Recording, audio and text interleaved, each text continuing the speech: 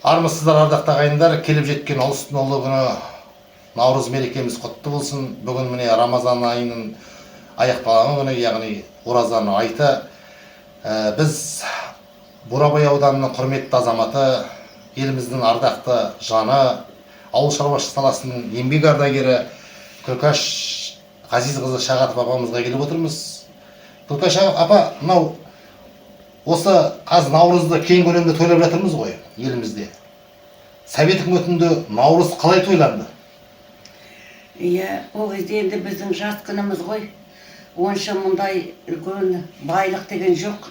Әркім үлкен кісілер бәрі жиналып, әркім шамасы келгенше үйлерінің жанына киіз үй құрып, сол ауылдың үлкендерді шақырып, бала шағалар барып, содан тамақ ішіп, әркім шамасы келгенше. Сол юрта кім киіз үй кім құрса, сонда шамасы келгенде бізде үлкен, ол кезде біз жаспыз, совсем кішкене.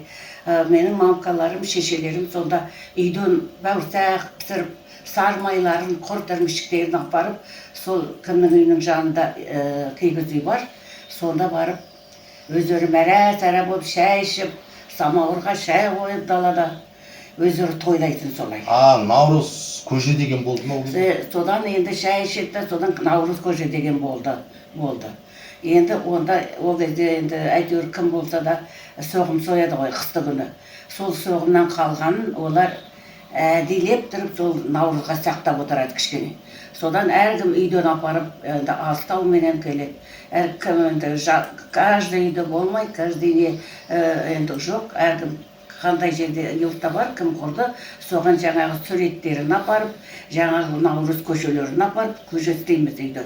Мамкаларым істеп жүрді, сонда апарып бәрі жиналып, енді бір ауылда үлкен ауыл болса, 3-4 жерде киіз үй болады. Сонда барып өздері тойлап, бәрі балалар барып, әрбір өрелер сонда барып, бірін-бірі құттықтап, Наурыз көже ішіп, шай ішіп, солай жақсы демалатындар. Ең алғашқы Наурыз 1989 жылы тойланды. Сіз ол кезде қазіргі Наурызбай Батыр бұрынғы Шорыс ауылында затеңдік болып жұмыс істедіңіз. Қалай тойладыңыздар алғашқы Наурызды?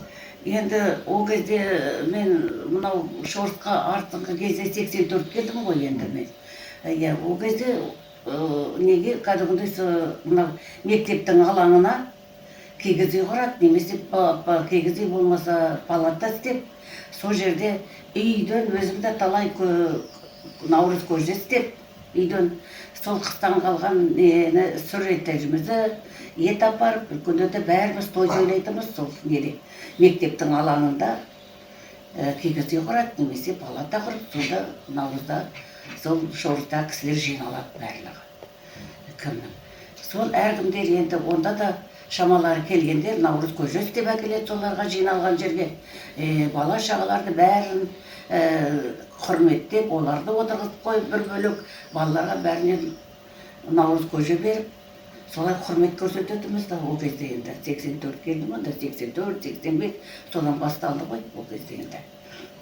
Горбачевтың билікке келуі, жыламықтың басталуы, сол кезде Горбачевтың билікке келуі, жыламықтың басталуы, тәуелсіздікке ұмтылуы ғой қазақтың сол кездегі. Иә. Горбачевтың кезінде болды ма осы бөлім? Осы бер. Есімде жоқ солай енді. Болды Горбачевтың кезінде де, кішкене өзіміз қазақтар өздерінің, оны ол кезде бұл Наурыз тойды тойлатқызбай, орыстар кішкене көп көздер бізді басып тастады ғой.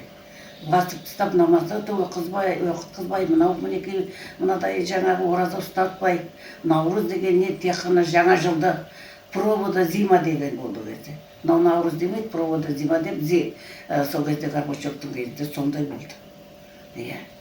Енді сол есімде жоқ, Горбачевтың кезінде болды ма Наурыз көжелер. Әйтеуір бәрібір жасанып болсын, өздері тойлап, қазақтар қалдырбай жүрді бәрібір. Қазақтың ұзын сары деген сөзі қандай сөз апа? Қандай? Ұзын сары келді дейді ғой. Ұзын сары келді дейтін, енді қыс шығады ғой. Міне ұзын сары осы мартты ұзын сары дейді. Бұны ұзын сарыға дайындау керек деп, нелерін дайындап қояды, қалтырып отырамыз енді. Ұзын сары келеді деп, жақсы еттері болса, құрт майлары болса, соларды кейінге қалтырып, ұзын сарыға қалтырамыз деп. Сол кезде ұзын сары күннің ұзақ уақыты ғой, март, осы наурыз. Сол кезде енді келет бәрі біріне бірі ауыл-ауылға жүріп, Ұзынсары дейді. Сонда енді үлкен шалдар, үлкен адамдар жақындарына, өздерінің таныстарына келіп кіріп шығады. Сол уақытта қазан көтереді дейді, әлгі қыстан шыққан, Ұзынсарыға сақтаған астарын сол шақырып, алып, не қылады, құрмет көрсетіп жатады солай, Ұзынсары деп.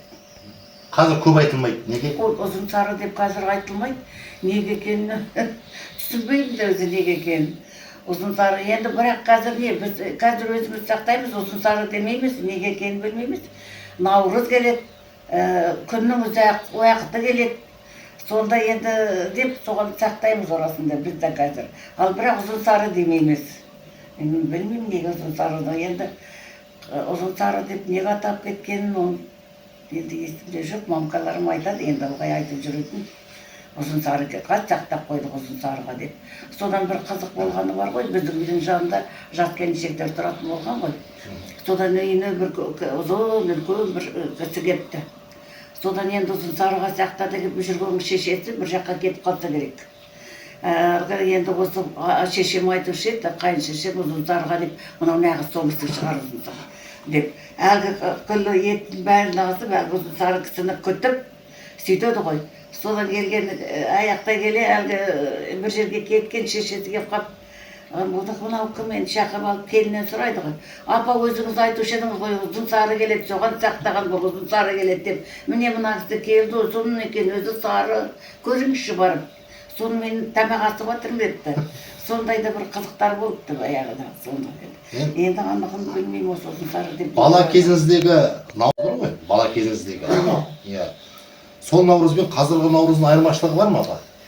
Қазіргі наурыз бен баяғынікі, бар ғой, көп бар. Қазіргі бір жасанды сияқты ма бірдеңе, Қазір мынау бәрі мынау дайын, бәрі бар қазір.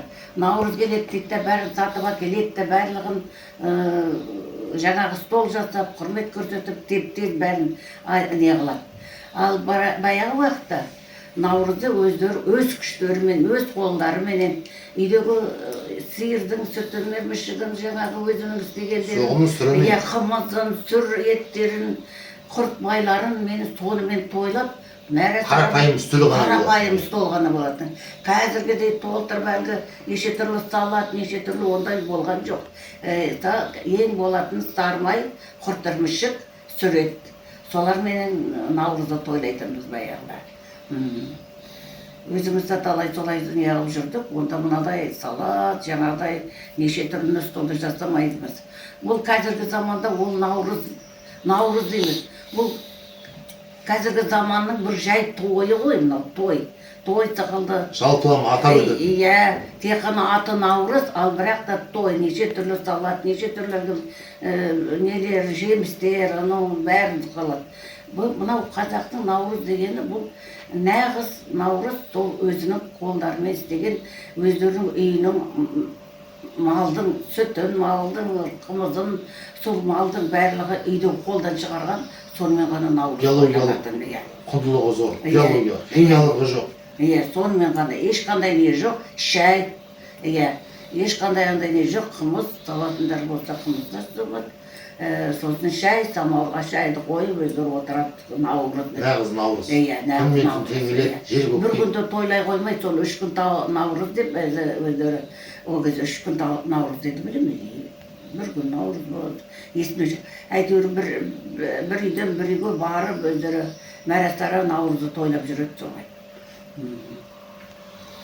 Рахмет, артаймаңыз, жүзге келіңіз, отбасыңыз аман болсын. Келе жатқан наурызымыз құтты болсын. Еліміз аман, еңсеміз биік болсын. Әмин. Рахмет келгендеріне, өздеріңе де рахмет. Жастар аман болсын. Мінекей біз уже енді жасымыз келе жатыр. Енді 85-те өзіңді білесің ғой, алла жазса. Амандық болса. Амандық болса. Рахмет, қазіргі заман оңды ғой, сендер жастар аман болсын. Енді біздің кезімізде қиын заман болды. Бастан өткіздік енді. Енді тек бала шағамыз аман болып, отанға тыныштық болсын. Анау апаттардан сақтасын Алла. Осындай заманда енді қандай наурыз болса да мәрәсара болып қуанып қаламыз ғой. Тек қана отанға тыныштық болып, балалар сендер аман болыңдар. Келгендеріңе рахмет, жұмыстарың алға басса, Әмин, апа. жақсылық болсын. Стоп.